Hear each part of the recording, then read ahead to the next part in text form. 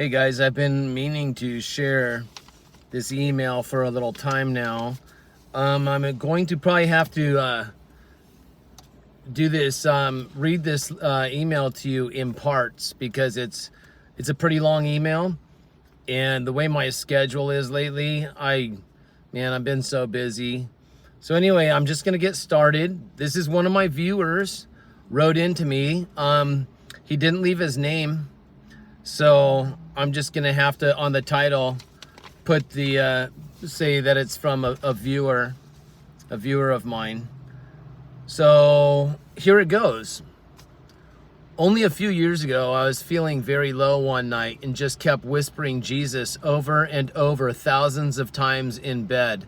Then as I got tired, kept going in my head until I then woke up hearing my name audibly called over and over.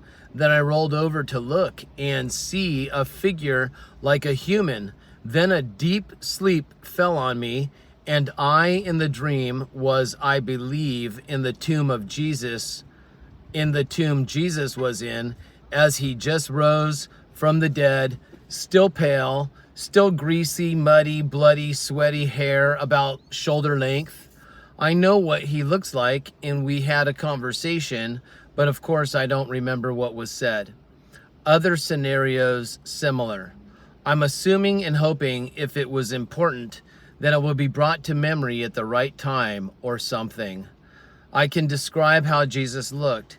He looks similar to the actor from the Chosen series or whatever, but noticeable differences too, which I could describe it, but that's the closest. And at the time of having the dream, I hadn't heard of the Chosen, so wasn't influenced. You can share anything I've said. I'll pray on it. I have a lot I've seen, been shown, and most of it leads to me getting blocked, mocked, or etc. by fellow believers. My life has been struggle since born, hanging blue on umbilical cord. Died running laps as punishment from my dad, age like 4, revived in hospital, tortured, many close calls or miracles people say was impossible, like the outlet by my bed recently fusing the metal outlet and plug together, and molten metal and charred wood inside the wall, but no fire. Many other things. The suicidal thing I'm not supposed to say that word. The wanting to end my own life thing I was talking about has been a struggle my whole life. Yeah, this person, when they were writing to me, they mentioned about how they mentioned earlier how,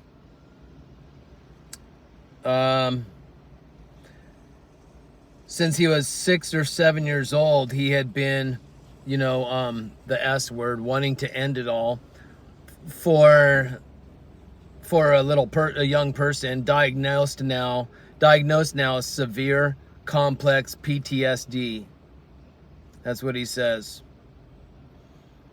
And he also said he guesses heaven had to intervene. And I talked physically with an angel on the beach in front of my mom, who couldn't see him. We had a full conversation, she said. So, his mom, when he was a little boy, says he had a full conversation with an angel, and she couldn't see the angel, but he saw the angel.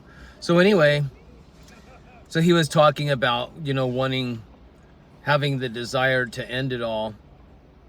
And so that's, we'll get back to the email now. Okay, so far, his life's been a struggle. He was born hanging blue on an umbilical cord, okay? He died running laps as punishment from his dad at age like 4. He was revived in the hospital, tortured, many close calls or miracles people say was impossible, like the outlet by my bed recently fusing the metal outlet and plugged together, and molten metal and charred wood inside the wall, but no fire. Many other things. The S word, wanting to end it all, thing I was talking about has been a struggle my whole life. I'm guessing whatever wanted me dead couldn't, so tried to get me to do it to myself. My dad was 99% sterile, according to doctors too, and coincidentally, I don't know if it means anything, but my first, middle, last name are 777 letters long. I've seen many prophetic dreams, visions, and etc., I guess. I'll pray on if I should share. I am one of the 144,000 I believe I've been shown. Most laugh, mock, scoff at it though. But my life wasn't easy, like how Jesus told his disciples, are they able to drink from the cup he has? To do or whatever? Let me read that again. Most laugh, mock, scoff at it though, but my life wasn't easy, like how Jesus told his disciples, are they able to drink from the cup he has to or whatever? Paraphrasing, God bless. Okay. I don't really think people understand a lot of what I say though. Hey, you got to remember when people email or type, sometimes there's typos, and so I'm just going to read it through, and if I can make corrections, I will, but I wasn't really sure how to read what he said there. His life wasn't easy, like how Jesus told his disciples, are they able to drink from the cup he has to or whatever? Paraphrasing, God bless. But I think what he's saying is Jesus said to his disciples, are you able to drink from this cup? Right? I don't really think people understand a lot of what I say though.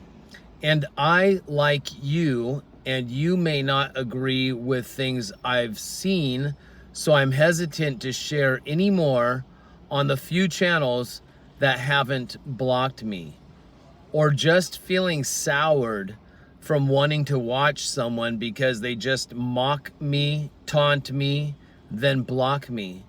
I don't really want to share anymore, unfortunately. I've been abused so much, I just have no desire to be around people or make friends. Family all acts like I'm insane. Friends stabbed me in back and left. Fellow believers and channel hosts usually just taunt, mock, or block me, or deny what I've been shown without knowing me. It's like everywhere I go, chaos follows to attack me. So I recently just started deleting my own posts to avoid conflicts or arguments between believers. Let me turn my clock on real quick on my dash and see what time it is. Okay, I've got to get going pretty soon, so let's go just a couple more minutes and then I'm going to take off. And I worry for those who mock me, and I worry for those mocking me, especially if they're believers, because God swiftly avenges me. He's shown me many times.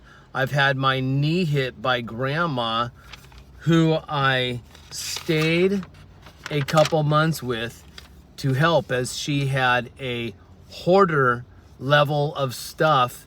It took me months staying there helping. Then had dad come down last couple weeks. Anyways, she hit my knee and instantly, 1 second later, tripped and caught herself. I was startled and ready to help, but yeah, she was judging me for sitting and resting.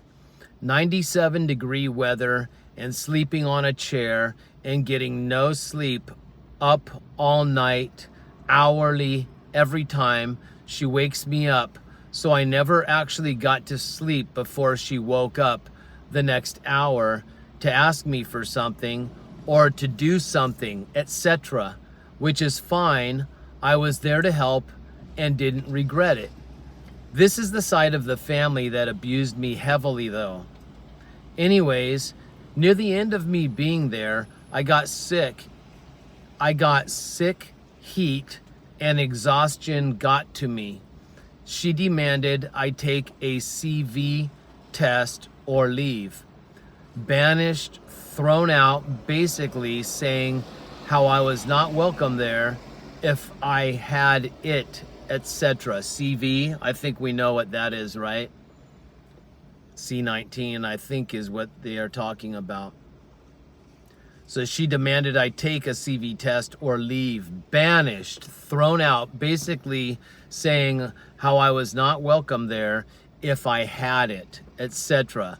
Which I understood since she was on oxygen and had a terminal lung disease on hospice.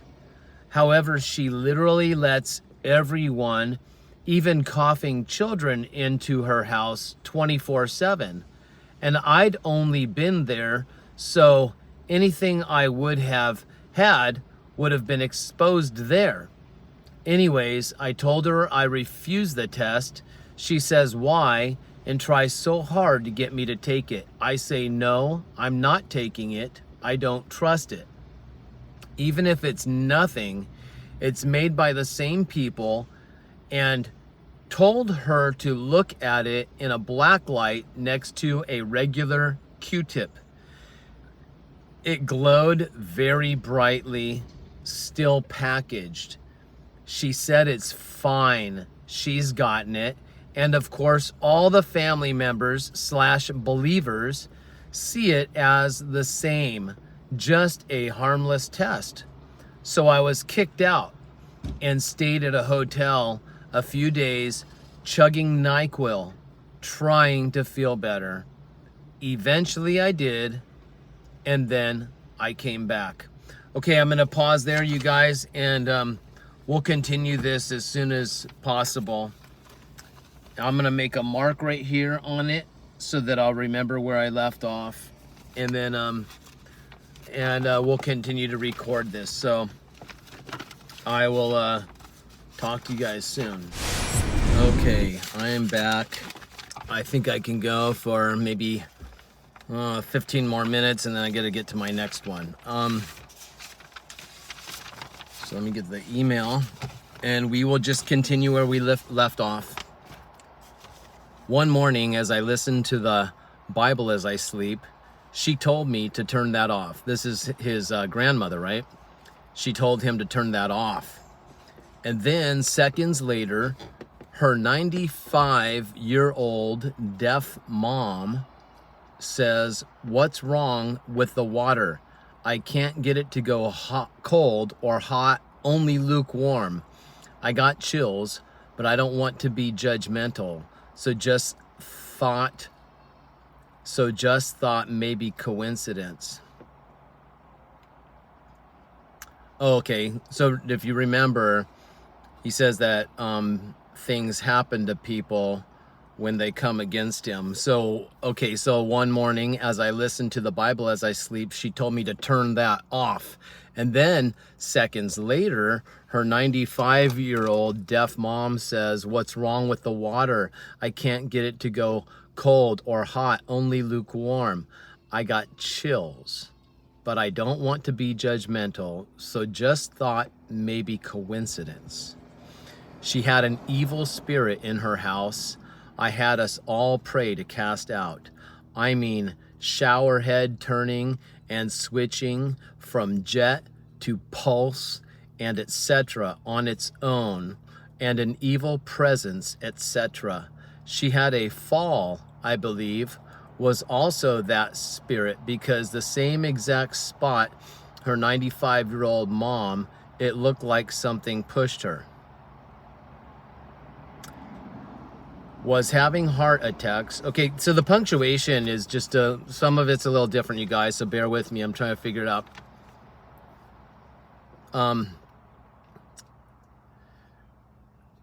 That spirit, she had a fall, I believe, was also that spirit, because the same exact spot, her 95-year-old mom, it looked like something pushed her. was having heart attacks and nightmares and just very afraid all the time after lecturing me, judging me, saying I shouldn't have PTSD, I need to just give it to God, and etc. They don't realize there's real consequences for our actions in life. There's real consequences. They don't realize there's real consequences for our actions in life, some lifelong, and I've been diagnosed by several separate doctors with severe complex PTSD.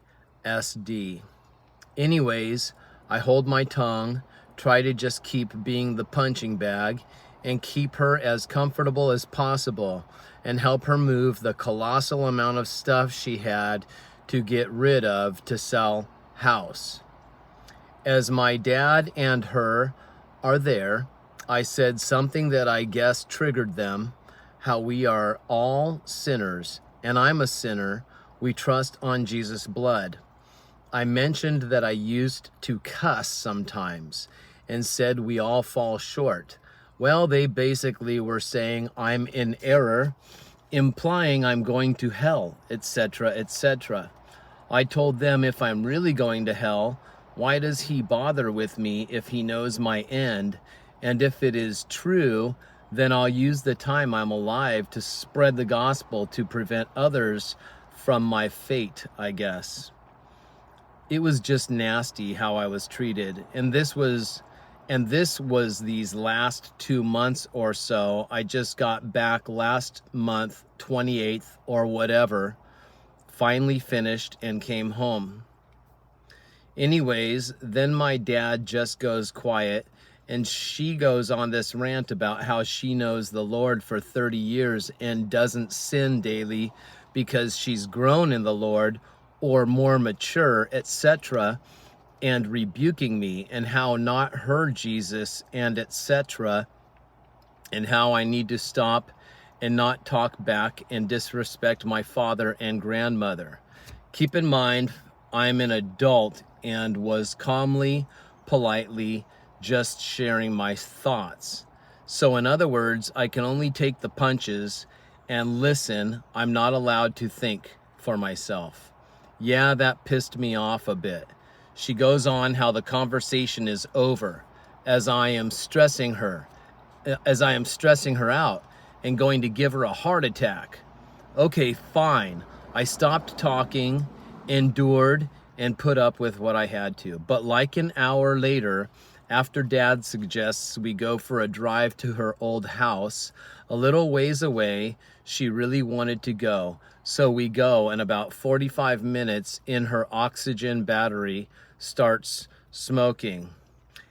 After 45 minutes in, her oxygen battery starts smoking. It dies now. She has...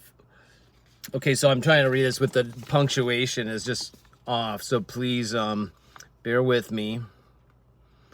Her oxygen battery starts smoking. We're 45 minutes in. Her oxygen battery starts smoking. It dies now. She has her 40-minute backup and can't breathe without it. We have to turn around. Then as we get home, she gets a call from where she's moving. A wildfire is within sight if the house and big. A wildfire is within sight if the house and big. I think he means of the house. It's a wildfire is within sight of the house and big. I'm just thinking, oh, I know what it looks like, but maybe it just was by chance. Didn't want to draw attention to it as I noticed. Then that night, listening to Bible in living room, she was up and out there at 7, and it's at the part of Samuel hearing God call him audibly, and then got to how David refused to touch God's anointed. It gave me chills, and the fact she probably was hearing it too.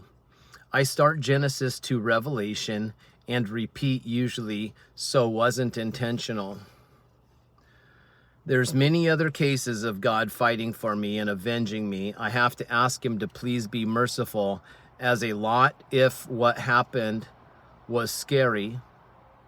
As a lot if what happened was scary. I want them to be safe and happy, but he was very serious on sticking up for me. So I worry about sharing usually, as many are against me or mock me or say the devil is talking to me or etc. When he talks to me in numbers a lot and has shown me a lot of their meaning and Strong's Concordance or Bible verses with those numbers. He kept telling me a servant isn't greater than his master and etc. to comfort me, and woke up to Job one night. He wakes me up to parts multiple times a night based on what he wants to tell me, I've noticed. Anyways, my dad is insistent on me clinging to a wife and etc. Won't leave me alone about it, how God wants me to, and I'm in error for not. Yet all the verses on Paul talking about how it's better to not even. And then the fact he may be showing me I'm one of the 144,000 male Jewish ancestors who fled Germany east in World War II. And then the fact I'm assuming he means God, may be showing me I'm one of the 144,000 male Jewish ancestors who fled Germany east in World War II. An ancestor of the person. Okay, I thought he was saying he's from World War II. Okay, so fled Germany east in World War II. Virgin and I have no interest in trying to find a partner or even friends in this world anymore. Virgin and I have no interest in trying to find a partner or even friends in this world anymore. He showed me my 2020 rapture dream.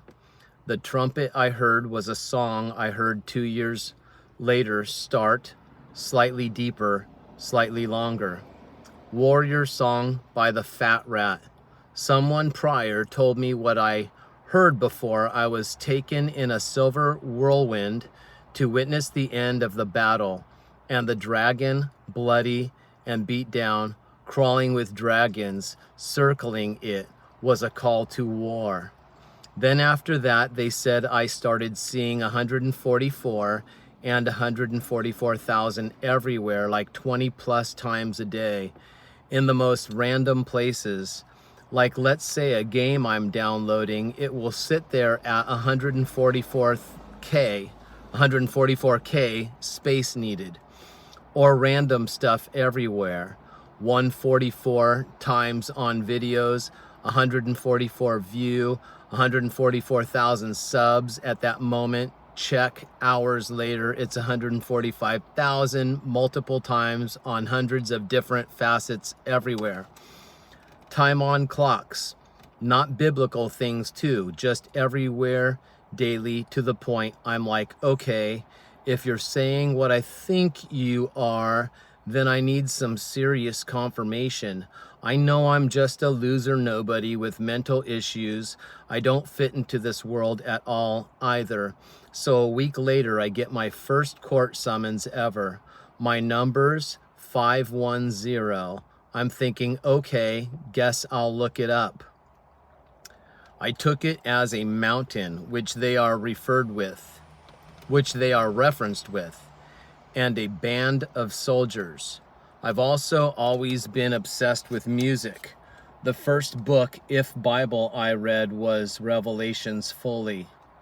The first book, if Bible, I think it means the first book of Bible I read was Revelations fully, and just knew I was born to see it come to pass. I don't know why was obsessed with that book. I don't know why was obsessed. I'm thinking he means I was obsessed with that book. Okay. The number 510 he puts anoterikos in Greek, Strong's Concordance. It means upper, Anoterikos. That's how you pronounce it. It means upper, higher lying, and inland. And then 510 of Strong's Concordance is also the word alkum, which is a band of soldiers. Okay. Let me check the time real quick. See where I'm at. I might have to get going. I've got to get going. All right, so we will try to continue this again when I have a little more time. We have about 3 more pages to go, you guys. So thanks for watching. I'll continue as soon as I can. Thanks. All right, you guys, I'm back once again. Been a long day. I'm so tired. So forgive me if I look sleepy or anything. It's just worked. Okay, so where were we? Part 2 of other post, as it was too big to do one, I guess. That's what he says. He says, but yeah, they just kept judging me more and more because I'm not in this world and have little desire to progress in it. Grandma was even pointing during her rant on me to fold up to the fold-up chair I was in, saying you can't just sit there and expect God to do everything. You have to get up and change your life, and etc. Keep in mind, I at that point had already been there a couple months almost and was exhausted working for free in 97-degree heat for people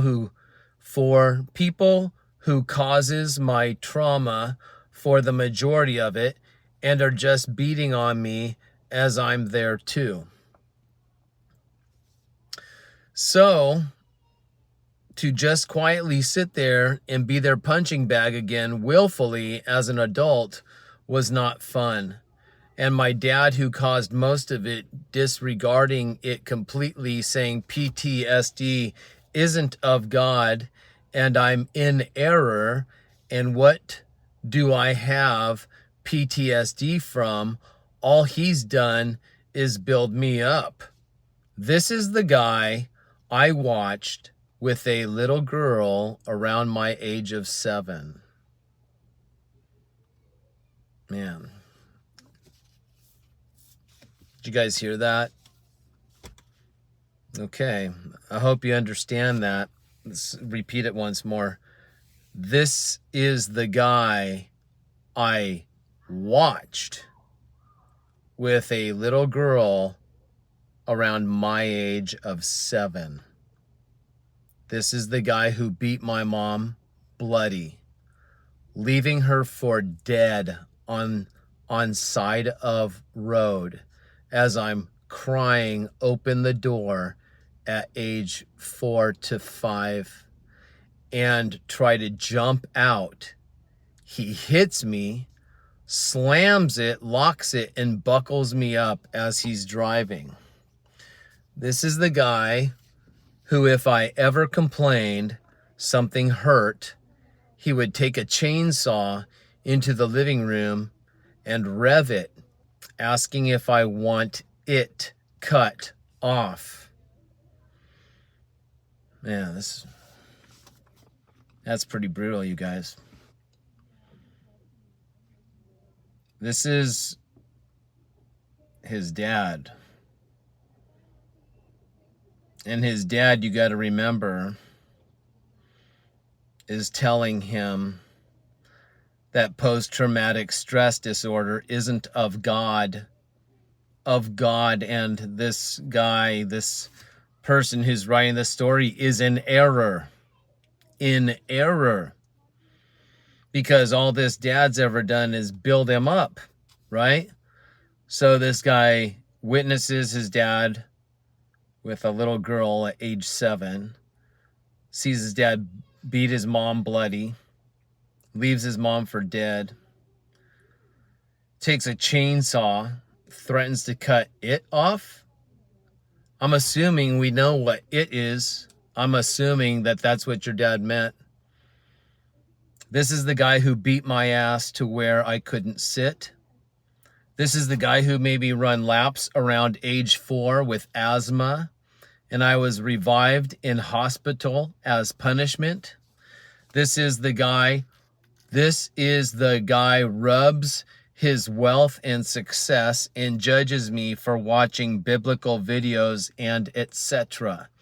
This is the guy who, when my uncle, not related to him, stayed with my mom and I and was my friend slash father figure, killed himself because he was ashamed to tell this family he was into guys. My dad called him weak to my face.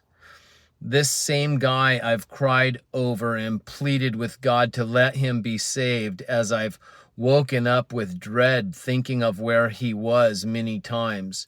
This is the guy who, because I lied about homework, made me do 500 push-ups at around age 8 through 9. I get to 497 and here, okay, you can be done from kitchen as I'm counting out loud. Okay. I drop instantly, trembling. He comes out, says, "What are you doing?" I started crying. "You said I could be done. This was for your brother in kitchen helping with dinner." That was for your brother in kitchen helping dinner. Okay, so he told his brother, I guess, you can be done. But this boy at push-up 497 thinks he can be done. He's supposed to do 500 push-ups. Okay, that was for your brother in the kitchen helping with dinner. Start over. That night, I did 997 push-ups and still have the scars on my shoulders / arms and couldn't lift my arms above my desk the next day at school or even grip a pencil. This is the guy who stood on my back with one foot in the middle if a parking lot publicly humiliated me. I think he means to say at a parking lot. This is the guy who stood on my back with one foot in the middle at a parking lot, publicly humiliated me, and made me keep back straight, count out loud push-ups. Made me keep back straight, count out loud push-ups.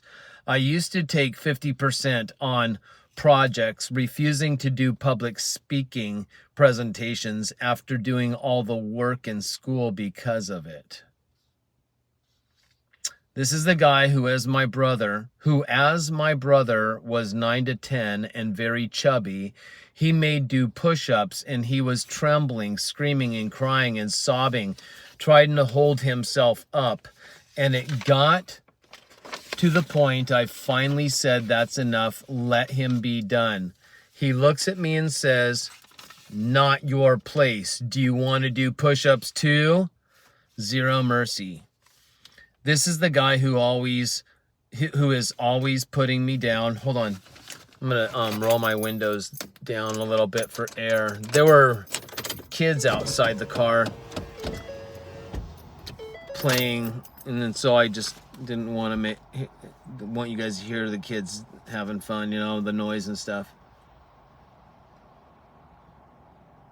This is the guy who is always putting me down and building himself up, and grandma even asking haughtily what I've done for the kingdom of God, or this and that, as I was worthless to God, and etc.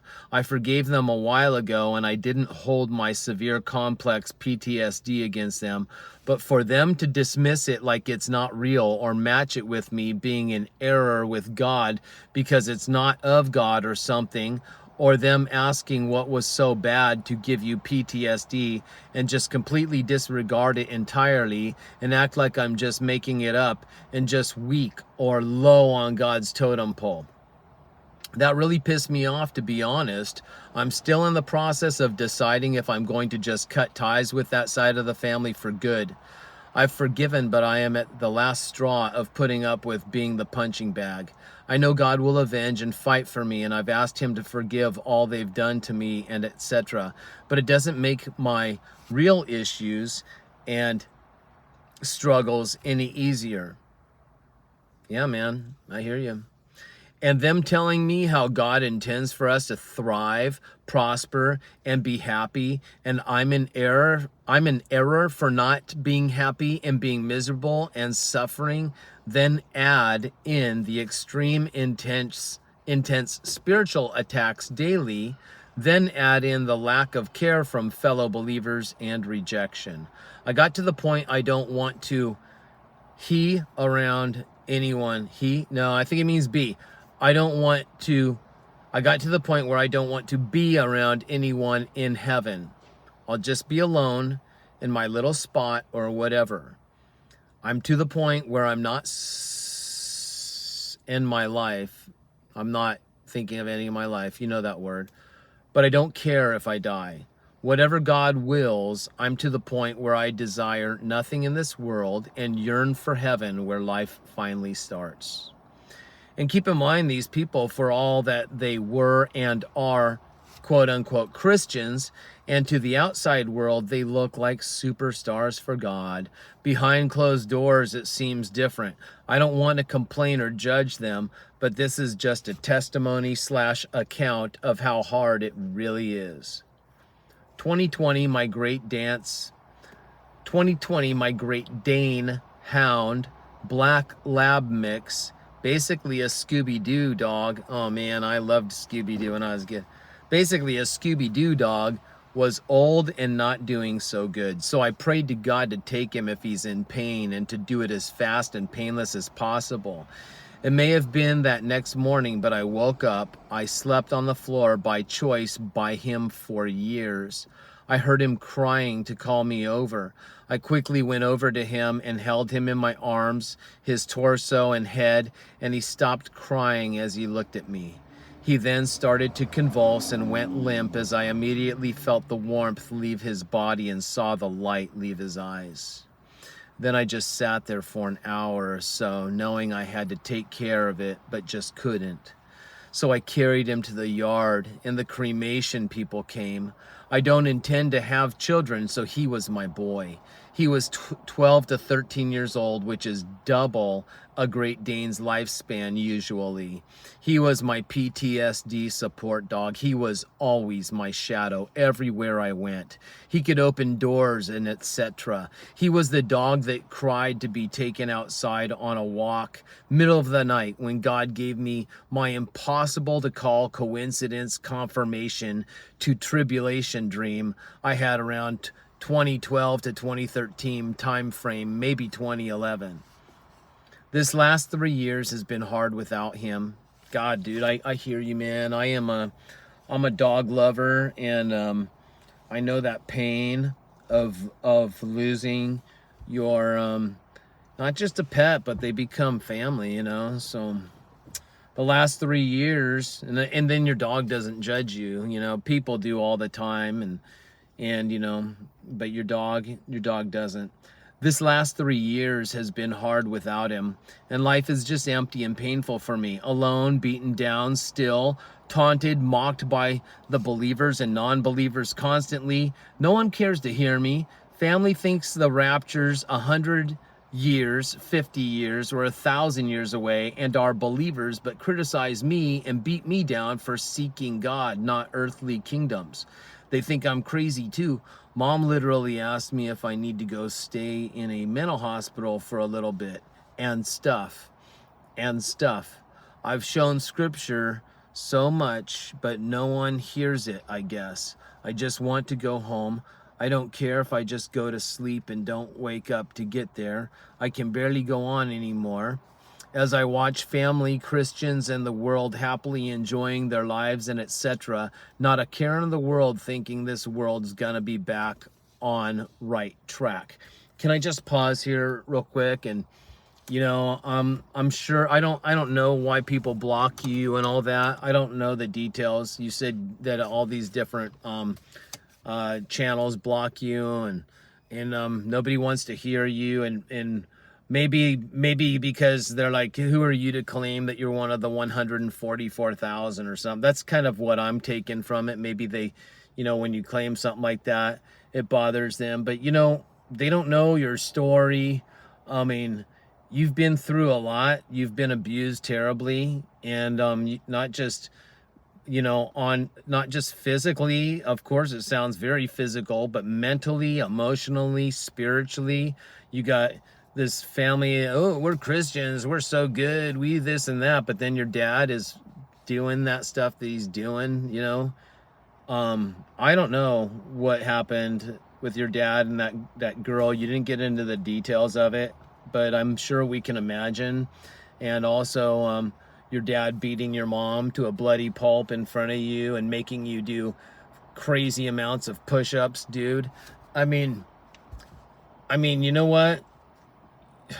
So many people are in institutions because they snapped. They just, they were so damaged mentally that something broke. And some people just, they're on medication and still can't fight this stuff. And here you are, and you say nobody hears you, nobody wants to hear you. Well, guess what? I'm sharing your story. I'm doing it right here. You didn't leave your name, so I can't say your name on here, but I'm sharing your story, bro. And I definitely have a heart for you, because I know what it's like to go through hell and back again with family members that say they're supposed to love you, but they don't.